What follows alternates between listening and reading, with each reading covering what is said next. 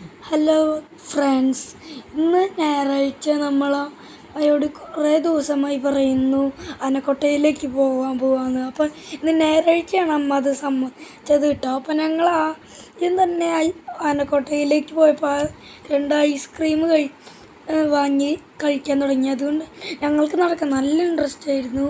First തന്നെ ഓടിയപ്പോൾ ആനേനെ കണ്ടത് അത് ഡാൻസ് കളിക്കുകയായിരുന്നു. അതിൻ്റെ പേരൊന്നും ഞങ്ങൾക്കറിയില്ല. ദേവുട്ടനെ ഒന്ന് ഡാൻസ് കളിക്കാമെന്ന്.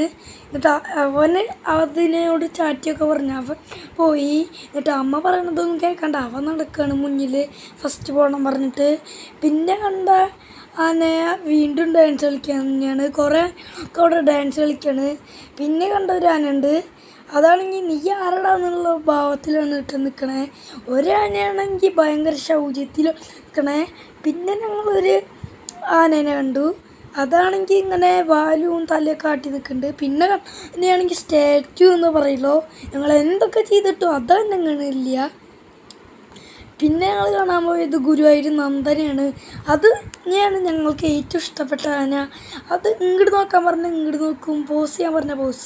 അങ്ങനെ ഞങ്ങൾ ഗുരുവായൂർ നന്ദൻ്റെ കൂടെ ഫോട്ടോ എടുത്ത് തിരിച്ചു പോകുന്നു. ഗുരുവായൂർ ആനക്കോട്ടം പോയിട്ടുണ്ടെങ്കിൽ കമൻറ്റ് ചെയ്യൂ.